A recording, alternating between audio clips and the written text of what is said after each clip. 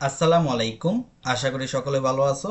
আজকে আমরা পদার্থবিজ্ঞানের দ্বিতীয় অধ্যায় ভেক্টর এই অধ্যায়ের ফার্স্ট লেকচার নিব। এই অধ্যায়টা শেষ করতে আমাদের মোটামুটি 3টা লেকচার লাগবে। এই 3টা ক্লাস যদি তোমরা করো তাহলে এই অধ্যায়টা ভালোভাবে শেষ হয়ে যাবে। তো আমরা একদম শুরু থেকে শুরু করব। তাহলে প্রথমে আমাদের যে জিনিসটা আছে সেটা হলো রাশি। তাহলে রাশি কি? এই ভৌত জগতে যা কিছু পরিমাপ করা যায় তাই হলো রাশি। তাহলে রাশি কি? তোমাকে যদি বলা হয় রাশি কি, বলবা যে এই ভৌত জগতে যা কিছু পরিমাপ করা হয় তাই হলো রাশি। যেমন দৈর্ঘ্য, আয়তন, ভর, সময়, বেগ, বল। আরও আছে, যেমন কাজ আছে, ক্ষমতা আছে। বলা যায় যে যা কিছু পরিমাপ করা হয় তাই রাশি। তাহলে রাশি নাই কোনগুলো? যেমন আবেগ,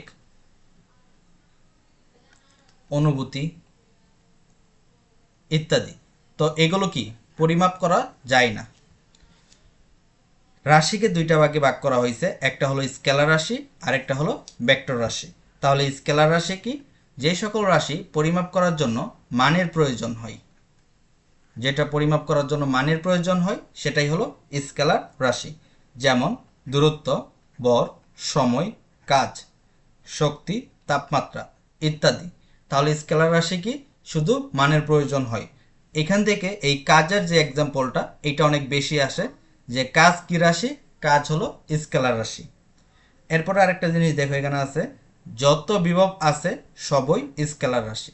তাহলে যতগুলো বিভব থাকবে সেগুলো কি? স্কেলার রাশি। এরপরে হলো ভেক্টর রাশি, যেটা প্রকাশ করার জন্য মান এবং দিক উভয়ের প্রয়োজন হয়। তাহলে এটার জন্য কি প্রয়োজন হয়? মান এবং দিক, এই দুইটা জিনিস প্রয়োজন হয়। তাহলে ভেক্টর রাশি কি উদাহরণগুলো কি কি? সরণ, বেগ, ত্বরণ, বল ইত্যাদি। তো এখানে একটা জিনিস মনে রাখতে হবে, দেখো এই জায়গায় দেওয়া আছে যত প্রাবল্য আছে সেগুলো কি? যত প্রাবল্য আছে সবগুলো কি? ভেক্টর রাশি। আর এখানে আরেকটা জিনিস দেখো, যে যত ভ্রামক আছে সবই ভেক্টর। যত ভ্রামক আছে সবই ভেক্টর। একমাত্র জড়তার ভ্রামকটা কি? স্কেলার রাশি।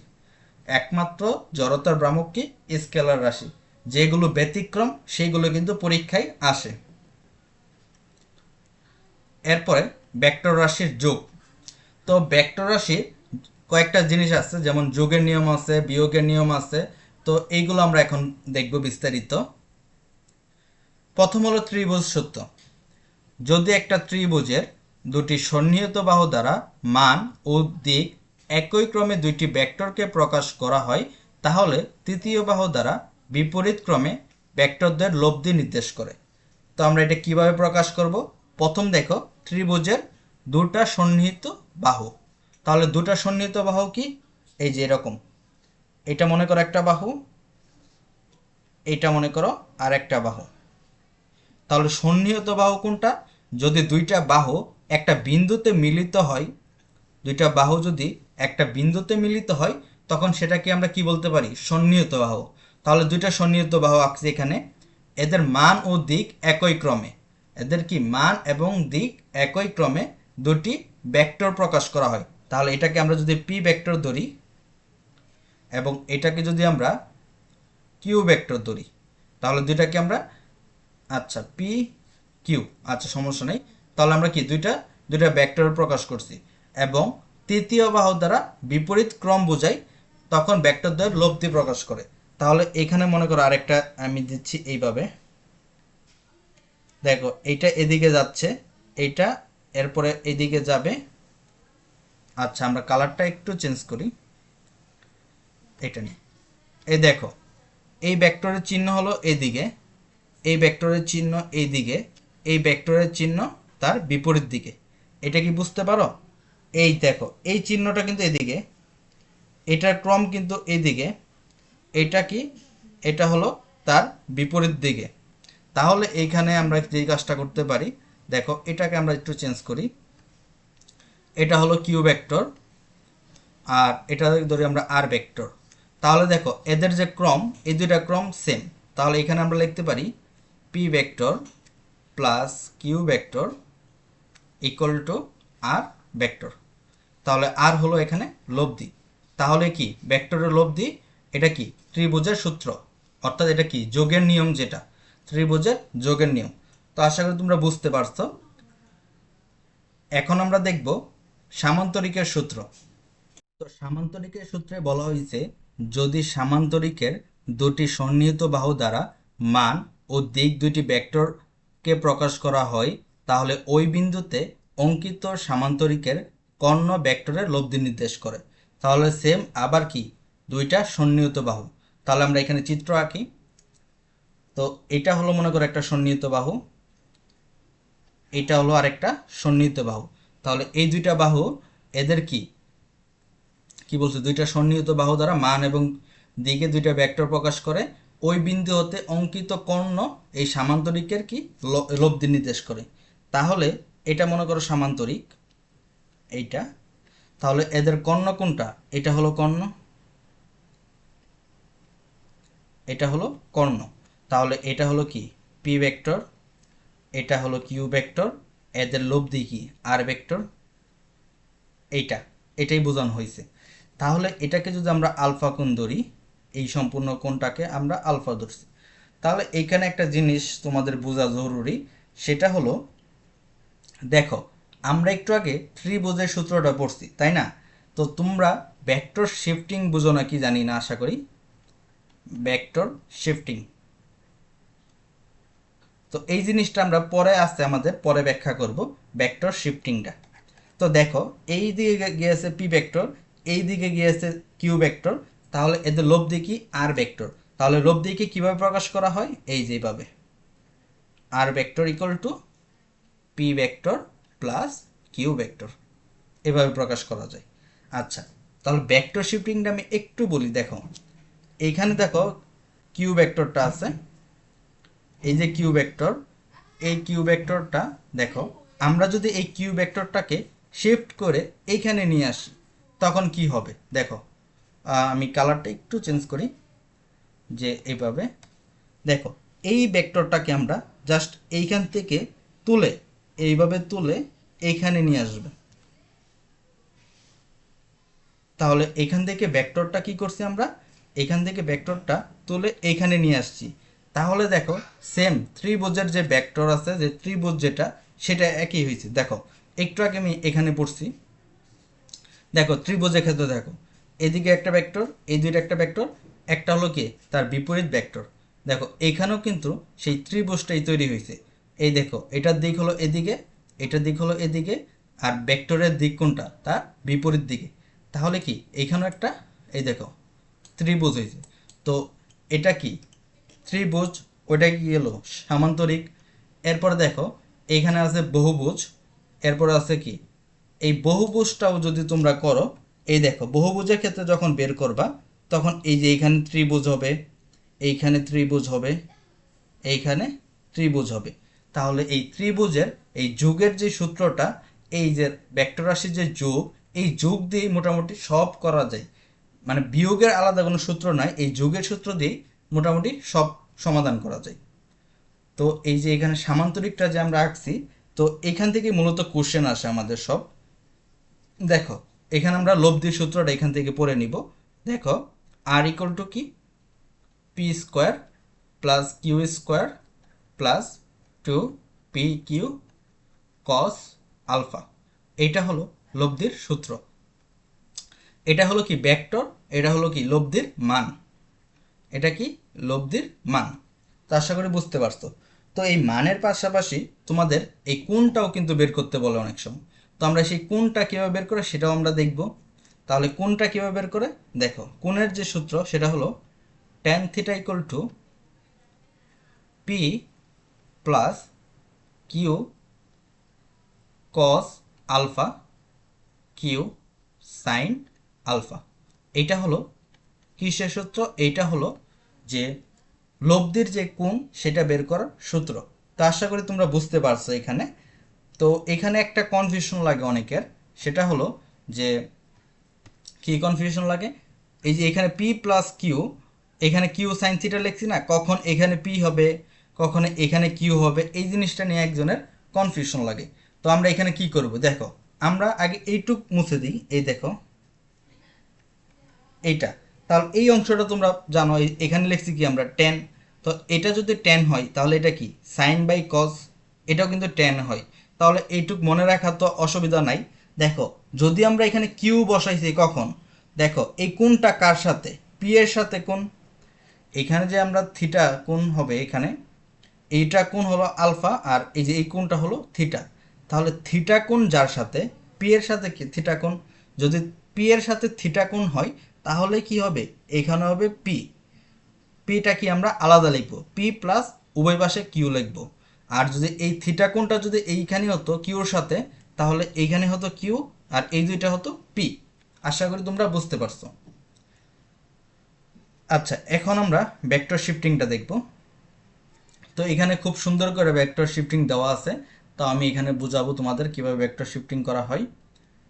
দেখো কিভাবে, এখানে একটা জিনিস লেখা আছে, দুই পা এক জায়গায় থাকতে হবে। এটা মানে কি, দেখো ভেক্টর যখন লিখবা, মনে করো এটা হলো পি ভেক্টর, তাহলে এখানে চিহ্ন মাস্ট দিতে হবে, চিহ্নটা মাস্ট দিতে হবে যে এখানে কোন দিকে যাবে। তাহলে দেখো এটা কি, এটা হলো মাথা আর এটা হলো পা, এটা হলো মাথা এবং পা, এটা হলো পা। তাহলে দুই পা এক জায়গায় থাকতে হবে। কি বলছে এখানে, দুই পা এক জায়গায় থাকতে হবে।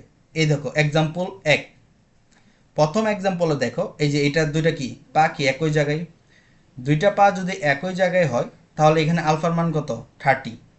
এই চিত্রে দেখো, এই চিত্রে এখানে কি দুইটা, এখানে কি দুইটা কি এক জায়গায়, এটা হলো কি পা, এটা হলো পা। তাহলে দুইটা পা কিন্তু এক জায়গায় নাই। তাহলে কি করব আমরা, এই ভেক্টরটাকে শিফট করব, এই ভেক্টরটাকে এইভাবে তুলে নিয়ে আসে এইখানে বসিয়ে দেব। তাহলে এটা কি কি বলে, ভেক্টর শিফটিং। তখন কোনটা কি হবে, এই কোণ হবে না, তখন কোনটা হবে এই যে এইটা। তাহলে এই কোণ কত, 180 ডিগ্রি। এটা এটা হলো বিপ্রতীপ কোণ, এখানে 30, এটা হয়ে যাবে 150 ডিগ্রি। এরপরে এটা দেখো, এটা হলো ভেক্টরের মাথা, এটা হলো মাথা। আমাদের এইভাবে চিন্তা করতে হবে না, আমাদের দেখতে হবে কি একটা পা আর এখানে একটা পা, তাহলে এই দুইটা পা কি একসাথে নিয়ে আসতে হবে। তাহলে এইটা কি এইভাবে সরে এদিকে চলে আসবে, তখন এই কোণটা হবে আলফা। তো তোমাদের আরেকটু যদি ভালো করে বুঝাই তাহলে আমরা এখানে যাই, যদি তোমরা তাও না বুঝতে পারো। এই দেখো এখানে আমরা একটু দেখাই, এটা এই যে এটা মনে করো একটা ইয়া, আর এই পাশে আরেকটা, এটা না,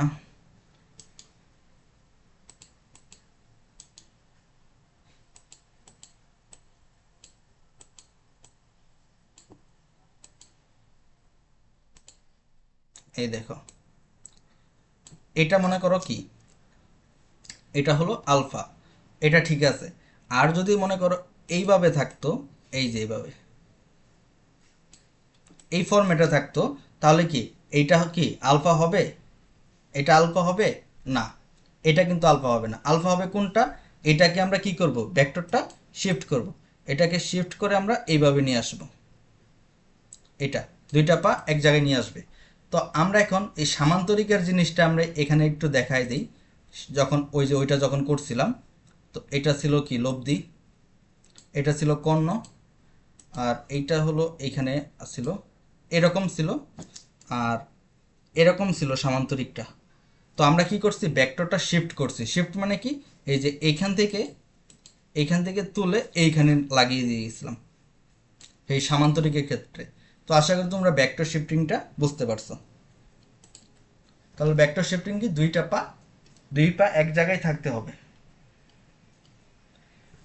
এরপরে হলো লব্ধির সর্বোচ্চ মান এবং সর্বনিম্ন মান। তো এখানে মনে রাখতে হবে সর্বোচ্চর ক্ষেত্রে আলফার মান কত হবে 0 ডিগ্রি, আর সর্বনিম্নর ক্ষেত্রে আলফার মান হবে 180 ডিগ্রি।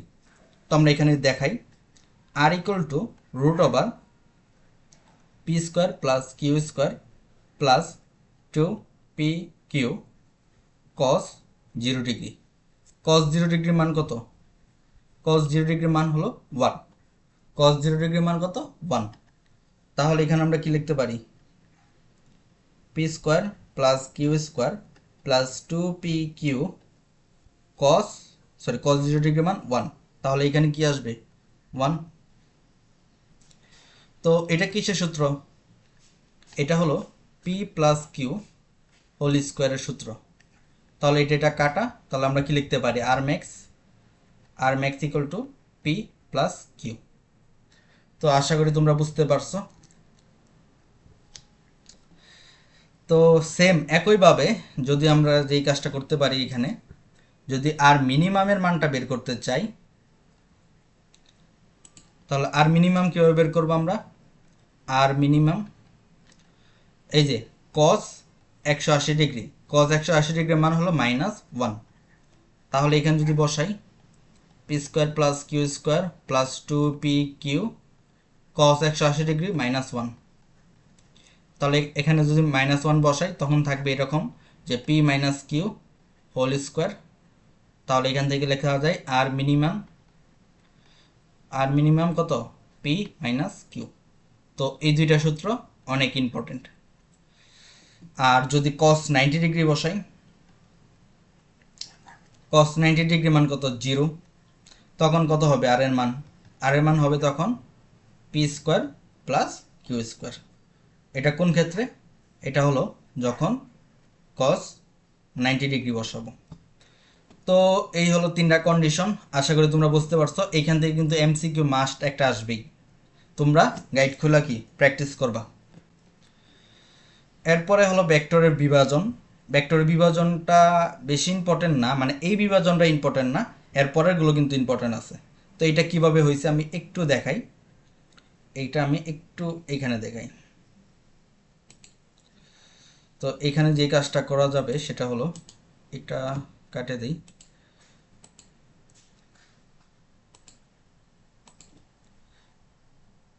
দেখো এখানে আমি একটু করি।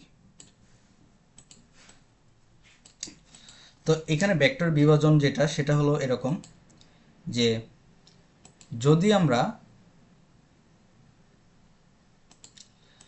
যখন আমরা আগে এভাবে লিখব P divided by sine Q divided by sine R divided by sign.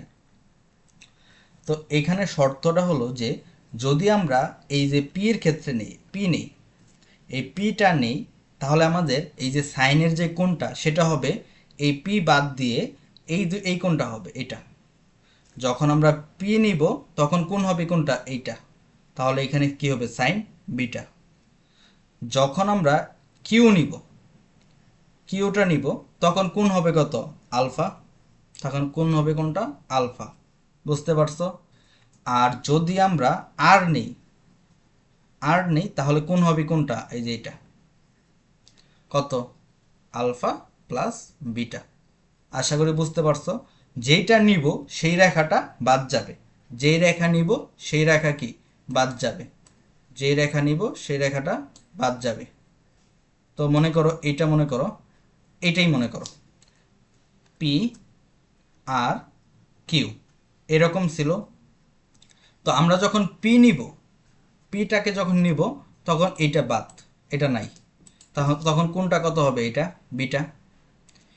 তাহলে কি হবে? পি সাইন বিটা এরকম। আবার যদি আমরা এই কিউ নিলে কি কোনটা কি এটা যাবে গা, এটা তখন থাকবে এরকম কিউ নিলে এই কোনটা। আর যখন আর নিব তখন এটা যাবে গা, তখন কি শুধু এটা থাকবে এরকম, অর্থাৎ আলফা প্লাস বিটা। এটাই হলো কি ভেক্টরের বিভাজন। তাহলে এখান থেকে দেখো কি লেখা যায়, পি ইকুয়াল টু কি লেখা যায়? মনে করো এটা নাই, তাহলে এখানে কি লেখা যায়? পি ইকুয়াল টু কি লেখা যায়? এটা। তাহলে পি ইকুয়াল টু কি? সাইন বিটা ঠিকই এই পাশে চলে যাবে, তাহলে R sine beta divided by sine alpha plus beta. তো দেখো এই যে এই ইকুয়েশন থেকে মোটামুটি সব কিছুই কি লেখা যাবে। পি এর মান বের করা যাবে, কিউর মান বের করা যাবে, আর এর মানও বের করা যাবে। তো আশা করি তোমরা বুঝতে পারছো। তো এই দুইটা সূত্র মনে রাখার তেমন কিছু নাই, এখান থেকে দেখো ইজিলি বের করা যায়, কিন্তু ইম্পর্টেন্ট আছে এই দুইটা সূত্র। আচ্ছা, এখন হলো ভেক্টর যদি আয়তাকার হয় এটার মানে কি? এটার মানে হলো এরকম, মনে করো যদি 90 ডিগ্রি হয়, যদি 90 ডিগ্রি হয়, তো এই ক্ষেত্রে কি করবা? এই ক্ষেত্রে পি আর কিউর মান কত হবে? এই ক্ষেত্রে পি আর কিউর মান কত হবে? এটা মনে করো ভেক্টর পি, এটা হলো কিউ, এদের লব্ধি মনে করো এইটা, এখানে কোণ মনে করো আলফা। তাহলে পি এর মান কি হবে? এটা ধরলাম আমরা আর। তাহলে পি এর মান কি হবে? এই যে এ রেখাটা না, এটা কোন দিকে? এদিকে। যেই দিকে কোণ সেই দিকে কি মুভ করবে, তাহলে এখানে কি হবে? আর কস আলফা। আর এর অপোজিট পাশে অর্থাৎ যেদিকে কোণ নাই সেটা কি? আর সাইন আলফা। আমি আরেকবার বলি, দেখবা তোমাদের আরো ইজি লাগবে। এটা মনে করো, এখন মনে করো এটা আমরা ধরলাম এফ, এটাকে ধরলাম মনে করো জি, এটাকে মনে করলাম এইচ। তাহলে এখানে জি কত হবে? এটাকে মনে করো থিটা। যেখানে কোণ হবে, যেখানে কোণ হবে সেটা কি? F sine theta. আর এইচ কি হবে? এফ সরি, যেখানে কোণ হবে সেখানে কি হবে? যেখানে কোণ হবে সেখানে হবে হলো কস। যেখানে কোণ হবে সেটা কস, আর যেটা কোণ নাই অর্থাৎ এই পাশে কিন্তু কোণ নাই, এটা কি? Sine theta. দেখো, আশা করি তোমরা বুঝতে পারছো। যদি কোণ থাকে তাহলে কস, এবং কোণ না থাকলে সেটা হলো সাইন। এবার আমরা দেখি লন রোলার অঙ্ক। তো এটা অনেক গুরুত্বপূর্ণ একটা অঙ্ক, লন রোলার। তোমরা যারা ক্রিকেট খেলার পিচের মধ্যে দেখছো অথবা এই যে লাকেজের মধ্যে দেখছো, এরকম যে মনে করো এটা একটা লাকেজ, এই পাশে মনে করো এরকম চাকা থাকে, এখানে একটা চাকা থাকে। তো এই লাকেজটা কি এরকম মনে করো দুইটা ব্যান্ড থাকে, এইভাবে টানে। তো এভাবে মনে করো টানতেছে, হাতল ধরে এভাবে টানে। তো এই সিনটাই এখানে দেওয়া আছে। দেখো, ঠেলার চেয়ে টানা সহজ। আমরা অনেক সময় বুঝি না যে লাগেজ ধরে টানলে আমাদের শক্তি কম খরচ হয় নাকি ঠেললে শক্তি কম খরচ হয়। এই জিনিসটাই এখানে মোটামুটি বলা হয়েছে। তো এটা আমরা এখানে দেখি, এখানে আমরা বর্ণনা করি। তো আমরা প্রথম যে কাজটা করতে পারি সেটা হলো যে আমরা দাগ দিই।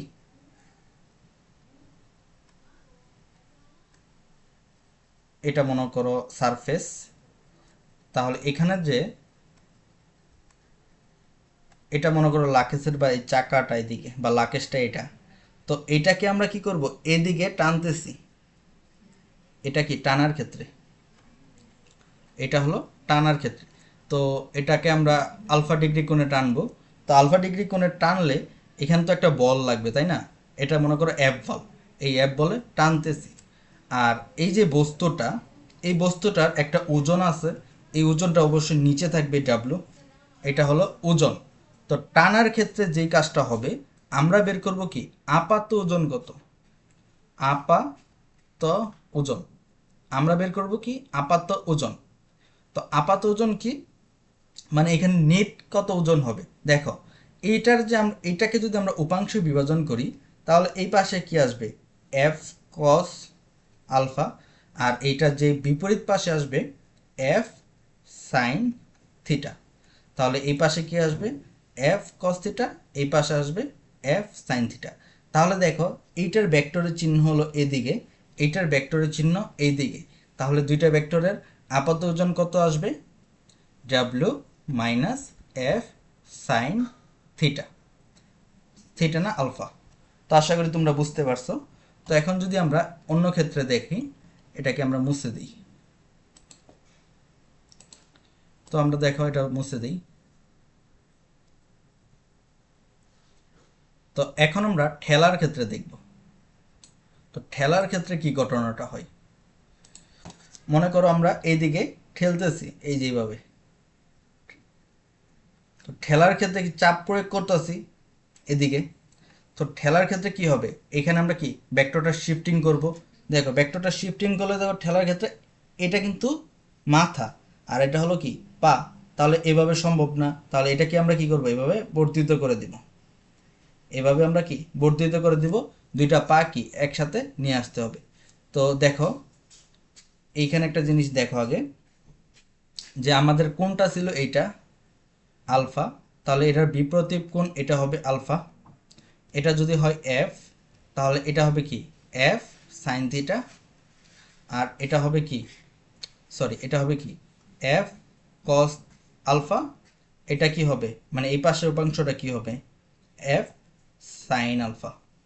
তাহলে এখানে আপাত ওজন কত, আপাত ওজন W plus F sine alpha. কি জন্য প্লাস হয়েছে এখানে, কারণ প্লাস হয়েছে কারণ কি, কারণ দেখো এই দুইটা কি একসাথে আসছে, মানে এই দুইটা দিক কি সেম, দুইটা দিক যদি সেম হয় প্লাস, আর দুইটা দিক যদি ভিন্ন হয় তখন কি হয় মাইনাস হয়। তো আশা করি তোমরা বুঝতে পারছো। তাহলে কি টানার ক্ষেত্রে কি ওজন কম লাগবে, আর ঠেলার ক্ষেত্রে ওজন কি লাগবে বেশি লাগবে। কারণ কি দেখো W plus F sine theta, আর এটা কি মোট ওজন থেকে এইটা মাইনাস হবে। তো আশা করি তোমরা বুঝতে পারছো। তো এখন আমরা এখানে চলে আসি। দেখো এখানেও সেম ঘটনাটা দেখাইছে। এই যে এটা হলো টানার ক্ষেত্রে এই পাশে মনে করো আলফা ডিগ্রি কোণ উৎপন্ন করছে, এখানে আলফা কোণ উৎপন্ন করছে। তো এটা দুইটা উপাংশ ভাগ করছে, একটা হলো এফ সাইন থিটা আর একটা কি একটা হলো এফ কস থিটা, উপরের দিকে হলো এফ সাইন থিটা। তাহলে এইটা এইটা আর এটা কি বিপরীত দিকে, তাহলে এখানে কি হবে W minus F sine alpha. আর এই পাশে কি এই দেখো এটাকে কি করছে ভেক্টর এই পাশে কি ধাক্কা দিয়েছে, ধাক্কা দিলে এই পাশে চলে আসছে, এই পাশে কি কস থিটা, এই পাশে সাইন থিটা, দুইটা যেহেতু একই দিকে তাহলে এটা কি হবে W plus F sine alpha. তো আশা করি তোমরা বুঝতে পারছো এই জিনিসটা কি জন্য টানার থেকে ঠেলা সহজ বা কঠিন, এটা আশা করি বুঝতে পারছো। এরপরে হলো ত্রিমাত্রিক স্থানাঙ্ক ব্যবস্থা। অর্থাৎ আমরা তো নর্মালি দ্বিমাত্রিক ব্যবস্থায় পড়াশোনা করে আসছি এতদিন 9-10-এ, এখন আমরা ত্রিমাত্রিক স্থানাঙ্ক ব্যবস্থা শিখব। তো আমরা আগে যখন লেখচিত্র বসাইতাম তখন আমাদের দুইটা মাত্রা ছিল, একটা ছিল এক্স আর একটা ছিল ওয়াই। কিন্তু এখন আরেকটা মাত্রা হবে এখানে, সেটা কি এই পাশে মনে করো জেড। এটা কিন্তু এই পাশে না, এটা এটার উপরের দিকে। তো এটা এখানে দেখানো যাচ্ছে না। ত্রিমাত্রিক একটা জিনিস আঁকি, যেমন এটা দেখো এই চিত্রটা অনেকেই ছোটবেলা থেকে পড়ছো দেখছো, মনে করো একটা বক্স এইরকম, এইটা কি ত্রিমাত্রিক বক্স, তাহলে এটা হলো ত্রিমাত্রিক।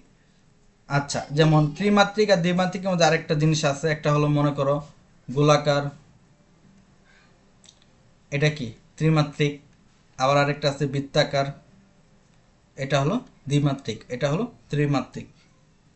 যাই হোক, এখন আমরা দেখব এই ত্রিমাত্রিক স্থানাঙ্ক ব্যবস্থায় ভেক্টরকে কিভাবে প্রকাশ করা হয়। তাহলে ত্রিমাত্রিক স্থানাঙ্ক ব্যবস্থায় ভেক্টরকে কিভাবে প্রকাশ করা হয়।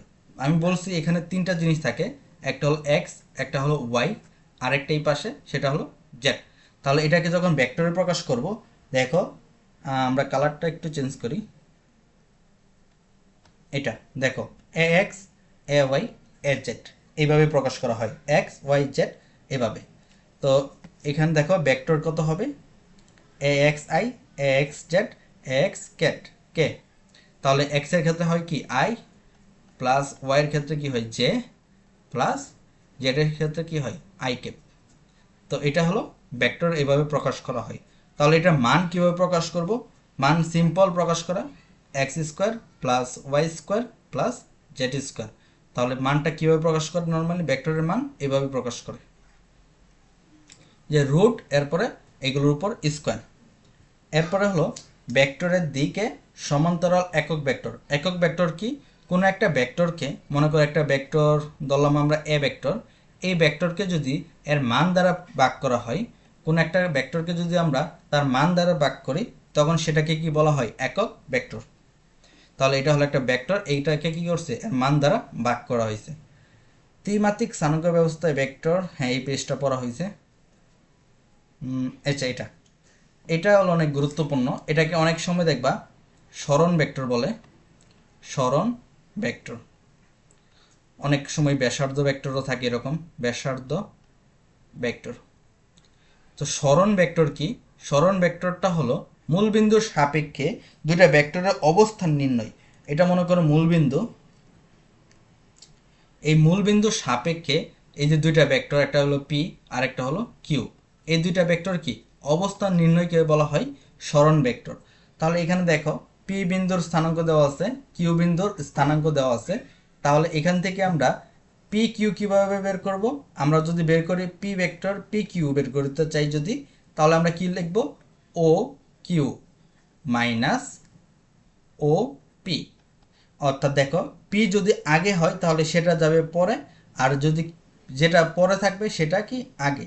তাহলে মূলবিন্দুর সাপেক্ষে দুইটা ভেক্টর নির্ণয় করাকে বলা হয় কি ত্রিমাত্রিক স্থানাঙ্ক ব্যবস্থায় সরণ ভেক্টর বলা হয় একে, বা ব্যাসার্ধ ভেক্টর বলে। তাহলে দেখো এখানে ভেক্টর ঠিক একইভাবে যে ত্রিভুজের ক্ষেত্রে পড়ছো, ত্রিভুজের ক্ষেত্রে যেটা পড়ছো সেগুলোই দেখবা বারবার রিপিট হবে। এরপর হলো স্কেলার গুণন বা ডট গুণন। তাহলে স্কেলার গুণন বা ডট গুণনটা এখন আলোচনা করব। দেখো এখানে দেওয়া আছে, আমি তো আরেকবার দেখাই। এ বি দুইটা কি ভেক্টর, এই দুইটা ভেক্টর যদি আমরা ডট গুণ করি তাহলে হবে এ বি কস থিটা বা আলফা দিতে পারো। তাহলে এ বি কস আলফা। এখানে দেখো আমাদের এক্সাম্পল দেওয়া আছে পি ভেক্টর কিউ ভেক্টর, এই দুটা কি কি করছি ডট গুণ করছি। তাহলে পি কিউ কস থিটা। তাহলে ভেক্টরের গুণন দুই ভাগে হয়, একটা হলো স্কেলার গুণন বা ডট গুণন, আরেকটা হলো কি ভেক্টর গুণন বা ক্রস গুণন। তাহলে এটা কি স্কেলার গুণন বা ডট গুণন। তাহলে আমরা কি সহজে ডট গুণটা করে ফেলছি। আর এখানে ইম্পর্টেন্ট একটা জিনিস যে স্কেলার গুণন কি বিনিময় সূত্র মেনে চলে। আর এখানে এই যে এই কন্ডিশনটা মনে রাখবা। আর এখানে একটা ইম্পর্টেন্ট জিনিস আছে, সেটা হলো দেখো আমাদের অনেক সময় প্রশ্নে আসে যে কাজ কাজ পড়ছো তোমরা সবাই, ডাব্লিউ ইকুয়াল টু কি এফ ডট এস, অর্থাৎ বলের দিকে সরণের যে উপাংশ সেটাই এখান থেকে কি লেখা যায় এফ এস কস আলফা। তাহলে এখানে কি হয়েছে, কাজের ক্ষেত্রে এখানে কি গুণন হয়েছে, এখানে ডট গুণন হয়েছে। আর এই ডট গুণন হওয়ার কারণে কি কাজ একটা স্কেলার রাশি। তাহলে আশা করি বুঝতে পারছো, যদি দুইটা ভেক্টর ডট গুণন হয় তখন এটা কি হয় স্কেলার গুণ হয়, এটা কি স্কেলার রাশি। আচ্ছা, এরপরে হলো স্কেলার গুণন বা ডট গুণনের এখানে আরেকটু দেওয়া আছে। দেখো অনেক সময় এখান থেকে কোণের মান বের করে দেওয়া হয়। মনে করো এ ভেক্টর দেওয়া আছে, বি ভেক্টর দেওয়া আছে, দুইটা ভেক্টর দেওয়া আছে। এই দুইটা ভেক্টর আচ্ছা আমরা একটু মান অবশ্যই এ এক্স আই দেওয়া আছে প্লাস ওয়াই জেড প্লাস কে ওয়াই এন একটা ভেক্টর দেওয়া আছে, দুইটা ভেক্টর দেওয়া আছে। বলছে এই দুইটা ভেক্টরের কত ডিগ্রি কোণ উৎপন্ন করছে, তখন আমরা কিভাবে লিখব এ বি ধরলাম এই দুইটা ভেক্টর। তাহলে এখানে কি এ ভি কস আলফা। তাহলে এখান থেকে আমরা যদি কস আলফা লিখি তাহলে এ বি নিচে হবে এ বি। তো এটা আমরা হলো ক্রস গুণন হয়েছে। তো এরপরে হলো আমাদের যেখানে যে তিনটা অক্ষ আছে, একটা হলো এক্স অক্ষ, আরেকটা হলো ওয়াই অক্ষ, আরেকটা হলো জেড অক্ষ। এগুলো বের করতে তোমরা কি করবা, দেখো এখানে এক্স অক্ষের সাথে কি আছে দেখো। আচ্ছা কালারটা একটু চেঞ্জ করি, এই পাশে আমরা লাল নিয়ে আসি। দেখো যখন আমরা এক্স অক্ষের সাপেক্ষে বের করব তখন যে এখানে দেখো আয়ের যে ক্যাপটা আই ক্যাপটা আছে সেই আইটা হবে এখানে, আর এখানে হবে কি ভেক্টর আছে মনে করো এ পি ভেক্টর। তাহলে পি ভেক্টর থাকবে উপরে আর এর মান থাকবে নিচে, এখানে থাকবে আই। দেখো ওয়াই এর ক্ষেত্রে কি হবে, এখানে হবে জেড জে, আর জেড এর ক্ষেত্রে কি হবে এখানে কে। তো এই জিনিসটা তোমরা সবাই জানো। দেখো এক্স এর ক্ষেত্রে হয় কি আই, ওয়াই এর ক্ষেত্রে কি হয় জে, আর এক্স ওয়াই জেড এর ক্ষেত্রে কি হয় কে। তো যেই অক্ষের সাপেক্ষে বলবে তো ওইটা এখানে বসাতে হবে। তো আশা করি তোমরা বুঝতে পারছো। এগুলো অঙ্ক তেমন একটা আসে না, কম আসে খুব। এরপরে হলো স্কেলার গুণন বা ডট গুণনের উপাংশের বিভাজন। তো এটা অনেক ইম্পর্টেন্ট, এইটা তোমাদের এর আগেও যদি করছি বিভিন্নভাবে, বাট এভাবে করা হয় নাই। দেখো এখানে কি করতে হবে, কি বলছে এখানে এ বরাবর বি এর লম্ব বিক্ষেপের মান বের করতে বলছে। এ বরাবর বি এর লম্ব বিক্ষেপ, বি এর লম্ব অভিক্ষেপ বলতে বোঝাইছে বি কস থিটা, বি এর লম্ব অভিক্ষেপ বি কস থিটা। তাহলে B cos theta equal to কি, এখানে এ ভেক্টর এখানে বি ভেক্টর, নিচে কি নিচে হবে এ ভেক্টর। তাহলে এটা কই থেকে আসছে দেখো, এ ডট বি, তাহলে কি এ বি কস থিটা। তাহলে এখানে যদি আমরা বি কস থিটা লিখি, এখানে বি কস থিটা, তাহলে কি আসবে এ ডট বি, নিচে হবে এ। এই জিনিসটা বুঝতে পারছো। একইভাবে দেখো বি বরাবর এ এর লম্ব অভিক্ষেপ কি হবে, কার চাইতে লম্ব অভিক্ষেপ, এ এর লম্ব অভিক্ষেপ, যার লম্ব অভিক্ষেপ তার cos theta, A cos theta, A cos theta equal to কি, নিচে হবে বি, উপর হবে এ ডট বি। বুঝতে পারছো, এটা কিন্তু অনেক ইম্পর্টেন্ট। যার লম্ব অভিক্ষেপ তার কস থিটা, যার লম্ব অভিক্ষেপ তার কি কস থিটা। তো আশা করি তোমরা এই পর্যন্ত সবাই বুঝতে পারছো। এরপরের টপিকটা আমরা দেখি। এখানে বলছে স্কেলার গুণন বা ডট গুণন। তো এখানে আমরা মূলত মেইন যে পড়াটা এখান থেকেই শুরু। তাহলে আমরা এটা কিভাবে করব দেখো, এর আগে আমরা মোটামুটি লিখছি বা পড়ছি জানি। মনে করো এখানে একটা কন্ডিশন আছে যে পি ভেক্টর এবং কিউ ভেক্টর, এই যে দুইটা ভেক্টর, এই দুইটা ভেক্টরের গুণফল কি, পি কিউ কস আলফা। তো এই যে পি ভেক্টর এবং কিউ ভেক্টর এইটা কখন শূন্য হবে, এই জিনিসটা দেখো কখন শূন্য হবে, যদি এই যে আলফার মান 90 ডিগ্রি হয় তখন শূন্য হবে। তোমরা জানো যে কস 90 ডিগ্রির মান কত, জিরো, আর এখানে জিরো হলে সবগুলোই কি জিরো।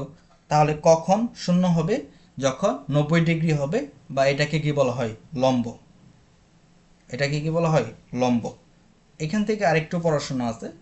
মনে করো পি একটা ভেক্টর, এই ভেক্টরকে আমরা কিভাবে প্রকাশ করতে পারি, P X I plus P Y Z plus P X Y Z K, এটা হলো পি ভেক্টর।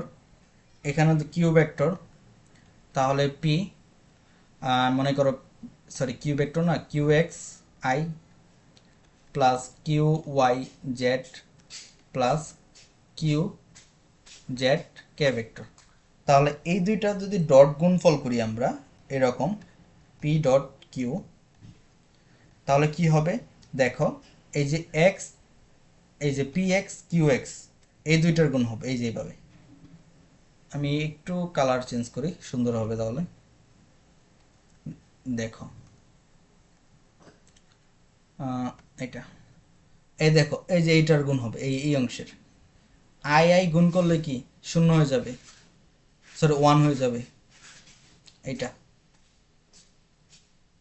এইটা এই যে এই অংশ হবে, জাস্ট সবগুলো কি গুণ আকারে বসবে এরকম, P X Q X plus P Y Q Y plus P Z Q Z.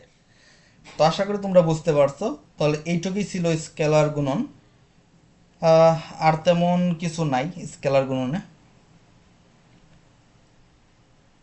এরপর আমাদের কি আছে এখানে, এখানে আছে হলো দেখো, এখানে কিছু শর্ত আছে, এইগুলো খুবই ইম্পর্টেন্ট। দেখো এখানে কি আছে, পি কিউ দুইটা ডট গুণফল পি কিউ কস আলফা। যদি তোমাদের মধ্যবর্তী কোণ নির্ণয় করতে বলে তখন আমরা এটা ব্যবহার করব।